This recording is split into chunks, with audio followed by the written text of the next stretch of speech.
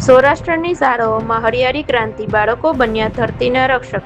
Digital યુગમાં માટીની સુગંધ, સૌરાષ્ટ્રની શાળાઓમાં બીજ વિતરણનું ભગીરથ અભિયાન. પહેલું બીજ માનસામાં, બીજું બીજ ધરતીમાં, પ્રકૃતિ સાથે જોડવાની અનોખી પહેલ.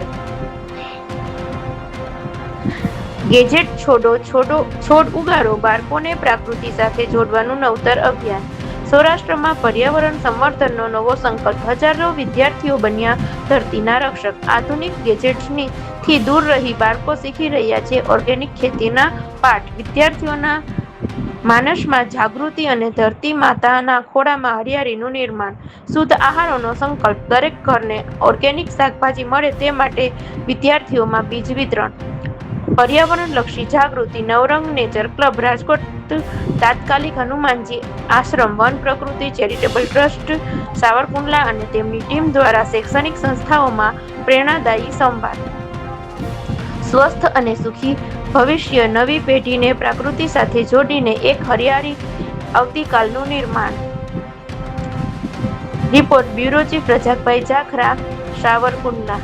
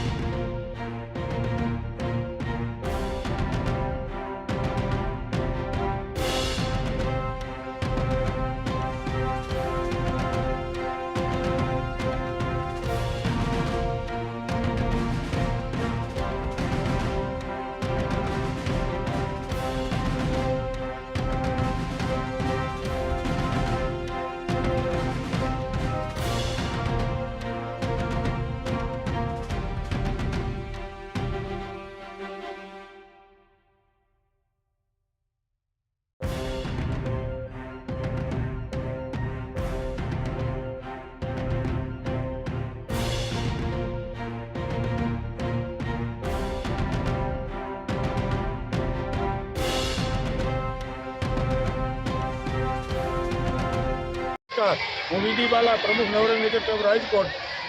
અમે ઉનાળામાં આંગણે વાવો શાકભાજીને પ્રોત્સાહન આપવા માટે આખા સૌરાષ્ટ્રમાં જઈએ.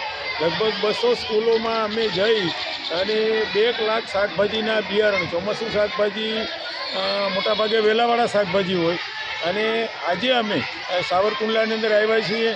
તાત્કાલિક હનુમાન આશ્રમ સતીશભાઈ પાંડેની સંસ્થા જગ્યા અને નવરંગ નેચર ક્લબના સંયુક્ત ઉપક્રમે અમે 7 સ્કૂલોની અંદર જઈ બાળકોને બહુ વિગતે વાત કરી કે ભાઈ શાકભાજી કેમ ઉછેરાય, કેટલા ખાવા જોઈએ, શા માટે ઉછેરીએ, એક પેકેટ વાવો તો કેટલો ફાયદો થાય, અને બજારમાં જે પેકેટ 20 રૂપિયાનું મળે નિધિ સીડ નામનું પેકેટ, એ અમે બાળકોને 5 રૂપિયામાં આપી. વાહન ભાડું અમારી આ 2 સંસ્થા ભોગવી લી. અને વધુમાં વધુ વિદ્યાર્થીઓ શાકભાજી વાવતા થાય ને એટલે એ ખેડૂતના રોલમાં આવે, બિયારણ કેમ વવાય ખબર પડે, ધરતીમાં બી વાવે પહેલાં એક બી એના મનમાં વવાય, એ અમારા માટે બહુ જ મોટી વાત. અને બાળકો પોતાને ત્યાં શાકભાજી ઉછેરે, કેમ કે શાકભાજી રોજની જરૂરિયાત છે. લીલા શાકભાજીનો નિયમ એવો, શરીર વિજ્ઞાન એમ કહે કે દરરોજના 285 ગ્રામ લીલા શાકભાજી ખાવા જોઈએ તંદુરસ્ત રહેવા માટે. એટલે બાળકોને અમે પ્રોત્સાહન આપીએ, કહીએ પડીકા તમે ઓછા ખાજો અથવા બિલકુલ નહીં ખાતા. અને બી વાવવાથી ફાયદો એ થાય કે બી કેમ વવાય એ ખબર પડે, માટી સાથેના સંપર્કો વધે એટલે ધરતીમાં સાથેના સંપર્કો વધે, તડકાનો લાભ મળે, થોડોક શ્રમ કરવો પડે. અને આટલું કર્યા પછી એને મોબાઈલમાંથી જે સમય બાળકો પસાર કરતા હોય, મોબાઈલમાં એને જવું જ ન પડે.